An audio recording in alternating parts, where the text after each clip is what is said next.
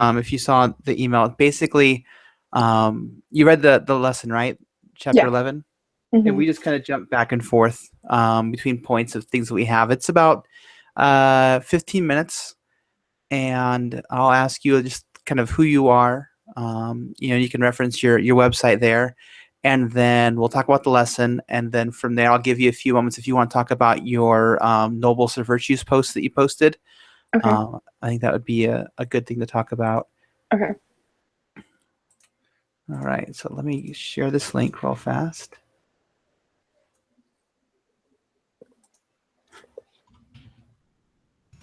Are you in Idaho right now? Yep. Oh, fun. Oh, you're so fun. I got the email that's for me to register for school. I'm like, oh, we had so much going on that I haven't gone to school in like 6 months. Oh, really? I feel so awful. Hopefully they let me take classes again. They will. They're pretty lenient and stuff Are they like nice that. there? Oh, Yeah. the Yeah. Bednar's not in They're charge. They're good nicer. people. Yeah.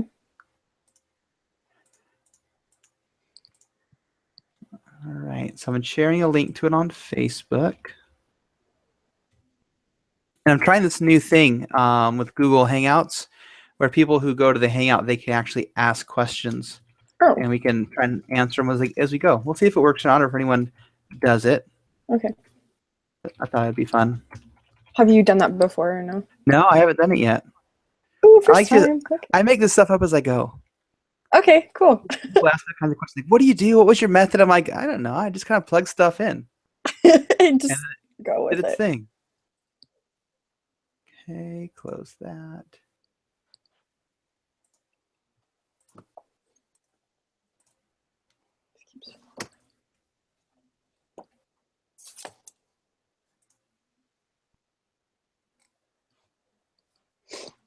So, what's your major again in school? Business. Oh, nice. Did you ever Yeah. find an internship that worked out for you? Yeah, I did. I'm actually doing one right now. And I have one in California in the fall too. Oh, nice. So yeah, I'm excited. Yeah, thank you so much for helping me out with that. Made me so happy. I was like, oh my gosh, he's the best. I got like 10 emails after that. I was like, oh, this is awesome. I did any of those work out, or did you end up just finding one of your own? I talked to a couple people. Was it through you? I don't remember how I got the one in Cal. The one that I'm doing now, I just got an email from the school because they're in Idaho Falls and they were just looking for someone. Um, I don't remember how I got the second one. Okay. I Well, talked to a couple people at least you got some recently. options, and it was good. I'm really fortunate. I work for a really good company. Infusionsoft has a lot of connections, and um, it's really helped me to help other people. But I've just been able to get help out there too on stuff. Yeah.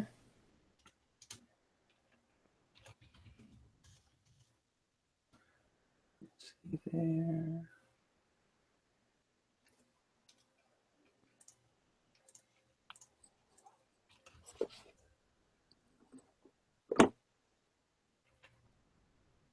Have you ever seen Hootsuite before? Have seen what? Hootsuite.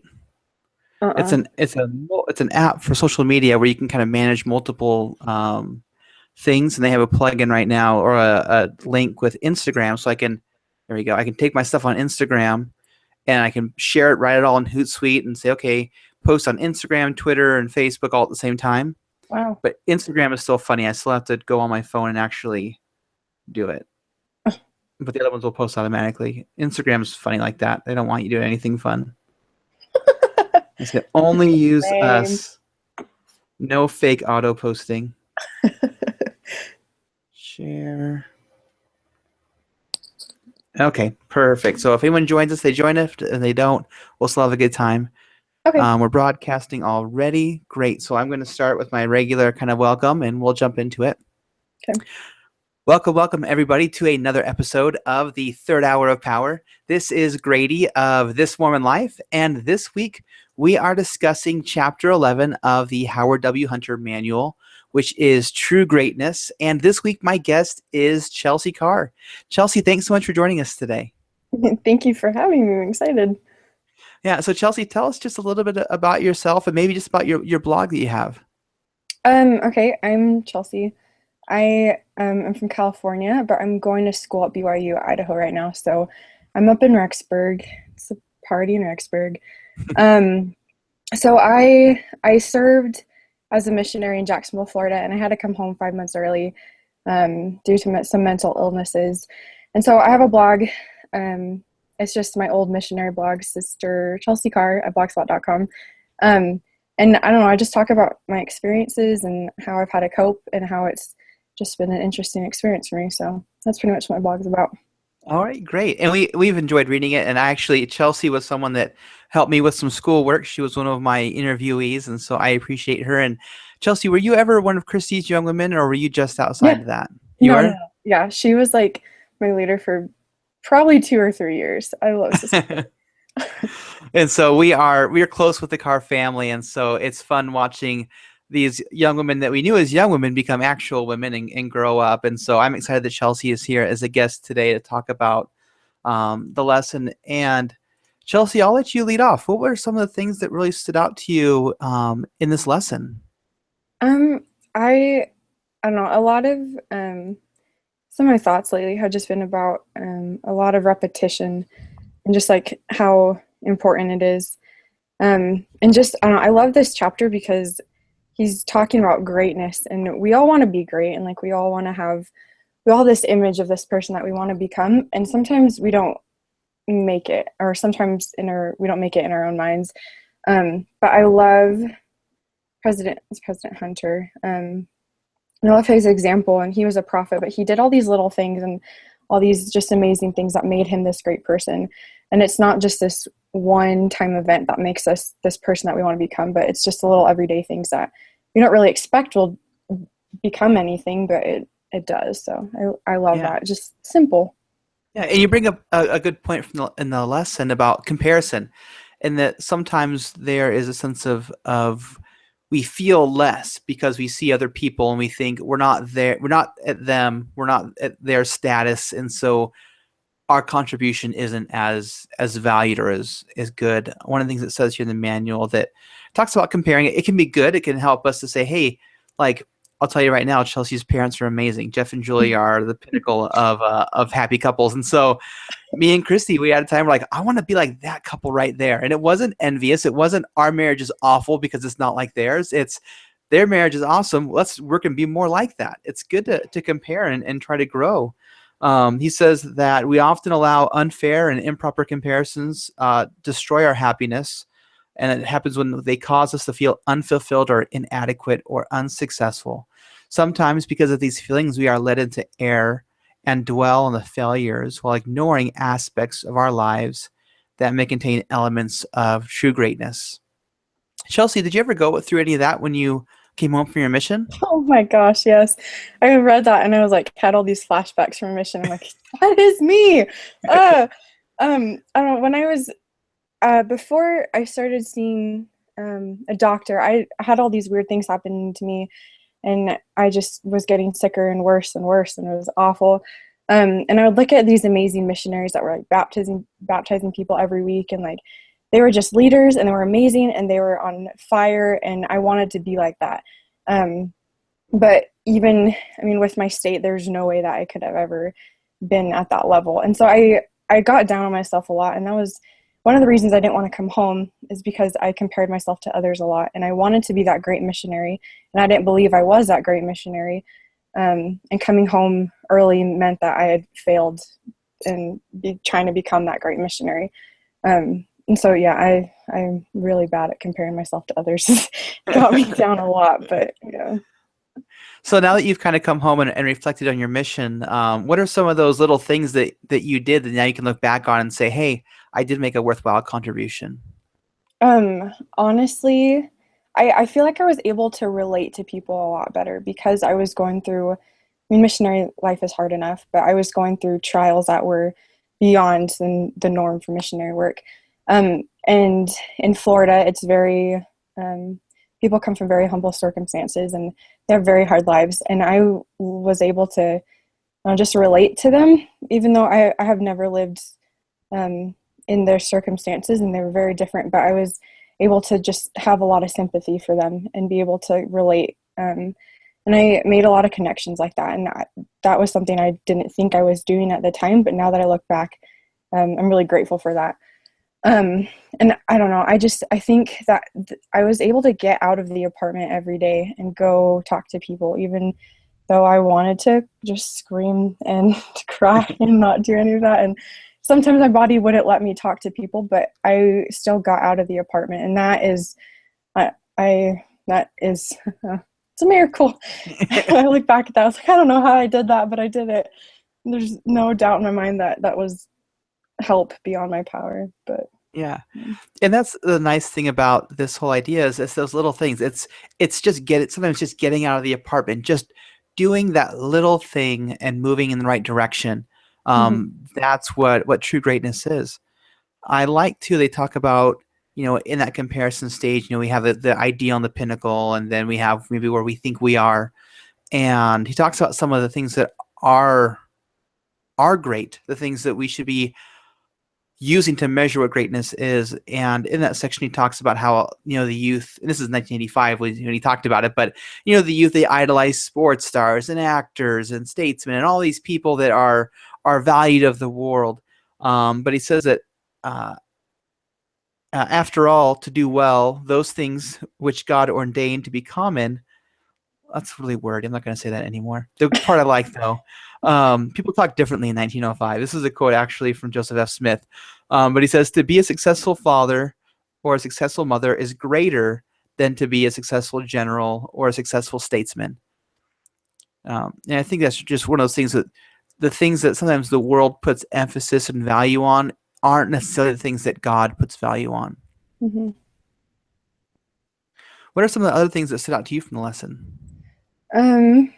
Well, that quote really stood out to me. I lately, I've been talking a lot about this, and it's really weird, but I've been drawn to cemeteries lately. I had some family members pass away lately, and I just have found so much peace. And you just feel the spirit really strong in cemeteries. I was in Salt Lake last weekend, and I was just walking around the Salt Lake Cemetery where there's a lot of prophets and apostles buried. And I can't remember which apostle it was, but he was a very successful businessman, and he was an apostle. And the only thing it said on his tombstone was a beloved father, and then it had his name. And that, I just broke down sobbing. That just made a really big impact on me. And it just reminded me that, the most important lives, or the things that we place value in life, aren't what God places value. And to have that one statement just kind of sum up his whole life and all the amazing things he did, that just showed me where, I should be putting my priorities. And it's not. We focus on the wrong things in life way too much. So I liked how this lesson reminded me of that. I like that. I want to figure out who that is. I know. I don't remember. It's so sad. I'm sure it's on the internet somewhere. It probably is. But if me and Chrissy make our trip to Utah this summer, we'll go check it out. But okay. I like that a lot, especially, because even being an apostle, I would be pretty confident that God puts value in that. But that, in the annals of time, whether or not you are an apostle, though important, some of the most important things are going to be the relationships that we have in our own families. Yeah. Those are the things that really matter. Yeah. I love the example that they use, how President Hunter treated his wife. His wife was sick, and even though he was so busy and he traveled the world with all his church responsibilities, he came home to her and to the center that she was living at, as soon as he got off the airplane. And he just loved her so much. And I love that example. That was one of his greatest, or his greatest love. And he showed where his priorities were with that. I love that example that it shares. Yeah. Especially it talks about, he got off the plane, and the first place he went when he left the airport was to go see his wife. It wasn't to go grab something to eat, go change his clothes, go take a rest. He wanted to be with her. And even though, a lot of those trips, she wasn't really responsive. She was kind of comatose or, out of it mentally, but he wanted to be with her. He loved her so much that, 10 years, her health was ill.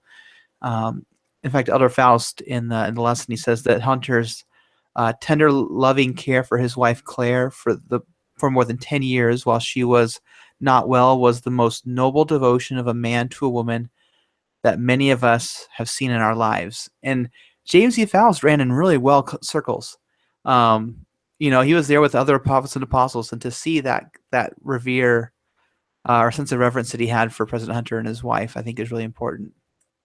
Yeah, I love that. Right. Some of the other things I think that was a really good theme of this lesson that kind of went on was just the idea of consistently trying, consistently moving the needle just a little bit every day. It says here that giving consistent effort in the little things in day-to-day life leads to true greatness. It reminded me of Elder Holland in General Conference when he talks just about the principle that we get credit for trying. If we're putting forth the effort trying to get better, that's where the greatness is. It's that person who gets up and keeps going forward. Mm-hmm.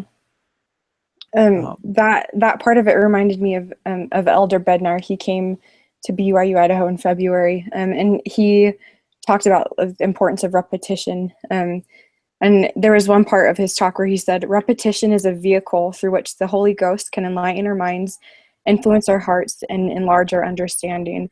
And I've learned throughout my life that the little things that you repeat, and the more what you said, try to get better each and every day, just a little bit. It really allows the Spirit to come in, and that's really, we can't change at all ourselves, but that's the Spirit will work with us and to change us into that great person that we want to become. So it's all about the repetition and mundane things. We're both having trouble today. Better. Yeah. we both had a really good Sunday, obviously, is what it was. Yeah, very much so. Yeah, well, I think so too. So Grayson, our middle boy, he got baptized last week, and I wrote a blog post about it. But one of the things that, and I even talked about this when I teach the deacons quorum, and we were talking about revelation, personal revelation. And one of the things I talked about was the idea that the repetition is that the whole purpose of these young years, them as youth and Grayson as a child, is that he's learning how to talk to God and get answers and receive answers. And right now his things are simple. Right now his things are, I can't find my shoes, and things like that. Sometimes they get bigger. Sometimes they're like, help me be brave to do blood tests and things. But, learning now that pattern of I can ask God for help and he can give it will be essential when he grows up and when he has now bigger and bigger important decisions to make. He now has this pattern of repetition of when I ask God for help, he hears me and he'll answer my prayers. Yeah, definitely. I feel like, when I was struggling on my mission, that was one thing that I had to completely rely on. I wasn't myself anymore. And so the one thing that I had to hold on to was just prayer and talking to Heavenly Father every day. And it made me so grateful for the leaders like Sister Kerr that I had, and my parents, and what they taught me, and what I learned at a very young age, to do that, just to turn to God and repeat, even if you say 5 prayers in 5 minutes, you do it, because Heavenly Father's there and he's going to answer you. And so I love that we teach that at a young age, and it sticks with us because that's, it's essential. Yeah. Another section of the lesson that was great was the idea of going out and doing good. He talks about Joseph Smith and how he was out there doing daily tasks, just out there serving, even though he was the prophet and he was the mayor and he was the leader of the Legion, he was an editor of the paper, and all these roles and responsibilities that he had, he was still out there among the people serving them one by one. Were there any of those examples they gave in the lesson, Chelsea, that stood out to you? Yeah, well, it wasn't, this made me just think of an ancestor that I had. It wasn't mentioned in the lesson, but I've been studying one of my ancestors, and he had an experience with the prophet Joseph Smith. He was living in Nauvoo, and he ran into the prophet as he was being taken to Carthage to be put in prison. And so he ran into these 2 guards who had the prophet, and the prophet looked at my ancestor and he was like, "Do you have $5?" And he's like, yeah. And he's like, oh, I knew it. I promised these two guys we'd get lunch before we get to the jail. And, he's completely innocent and he's going to prison, but he's going to get these guys lunch. And I love that example that we have. And I love that we have these amazing leaders who were just simple people, but they served no matter what circumstances they were in. And so that made me think of that. And I also love the example they give when the prophet was, there's an excerpt from his journal, and it just talks about how he was working at the red brick store that he and Emma owned in Nauvoo.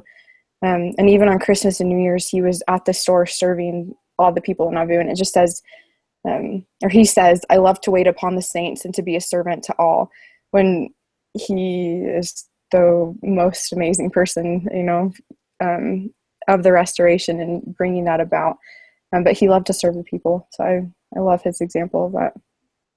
Yeah, and what an impression that those things made. Like, with your ancestor, that's what he wrote in his journal was that experience, and how it had an impact in his life, and how all of us, as we interact with other people, as we interact with children of God, we think sometimes that it's the great things that we do. It's the, this great grandiose, trek that we plan for the youth. But a lot of times it's just those one-on-one interactions, those, those little things that we do for others and show kindness.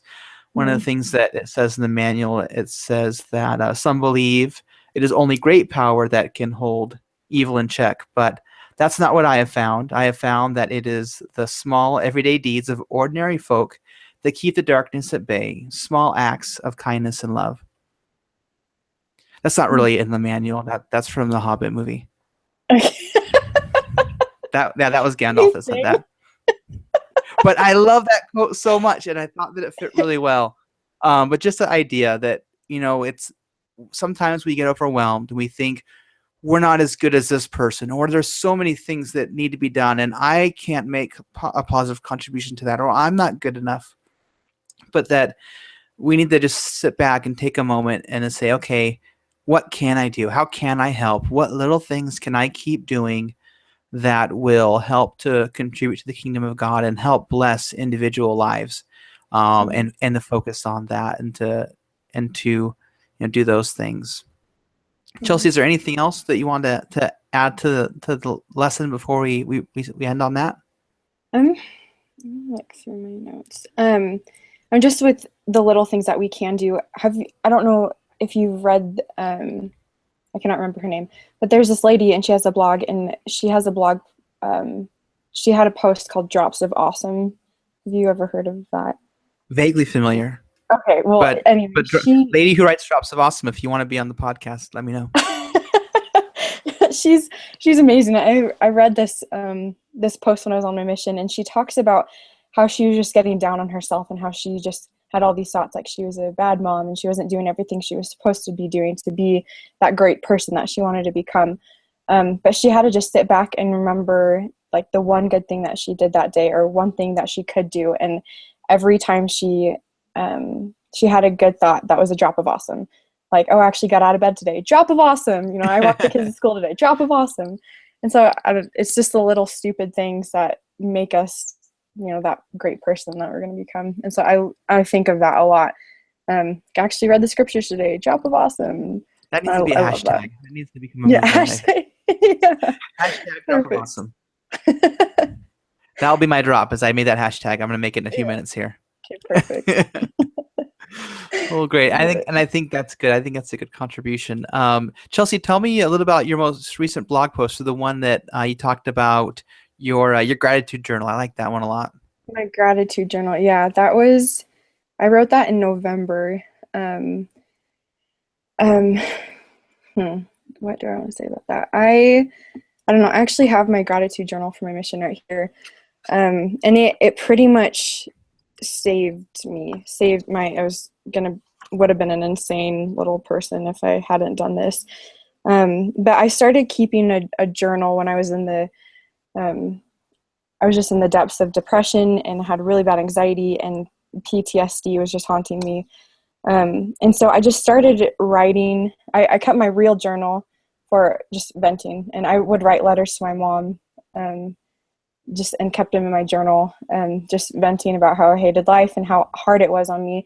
But then in my gratitude journal, I specifically wrote down tender mercies that I had seen from the Lord and times that I had laughed that day. And those were the little things that got me through my trials. And I even to this day, I'll like pull it out and just read it and be like, oh, God is so good. He's just the best. I really love it. I even continued it after when I got home, and I wrote down every blessing that I had received, because I got a lot of those. And it was just, I don't know, it was good. What did you want to me to touch on That's that? perfect. That's perfect. Yeah. Okay. And there's Okay. a link to it in the show notes for this episode. So those of you that are listening, like, I want to know more about this, stop by our website. We've got a link to it there. Also, if you stop by this-Mormon-Life, you can see a link in the show notes to the actual blog post that accompanies that Gandalf quote that I shared. Just more things about going out and doing good. And it really kind of expounds more on this lesson. So if you are a teacher, or if you're just looking for things to share in class, to contribute to the discussion, there's some sources there in that blog post that I think can also help supplement the things that are in the manual to help you guys have a more well-rounded and discussionary lesson on Sunday. I'm also really grateful for our benefactors, This Week in Mormons. They are the ones who distribute and make this podcast possible. If you enjoy this format of getting ready for the third-hour lessons each week, you should check out their sister podcast, which is Sunday School Bonanza, where they talk about Sunday school. Right now we're getting ready for Book of Mormon, and they are right on pace with my ward, which is great, because it's really helped me to kind of have more to share and also get more out of the lesson, because we can't always cover every single point. And so it's kind of nice to have, that extended scope of study, as well as the flagship This Week in Mormons. That podcast just talks about current affairs in the church, things that members go through, uplifting stories, interesting stories. And that's available at thisweekinmormons.com. So both places, this-mormon-life.com and This Week in Mormons, are great resources to help you to get more out of your membership in the church, and help you navigate the culture of the church even better as well. So on behalf of Chelsea, my name is Grady, and we wish you all a fond adieu.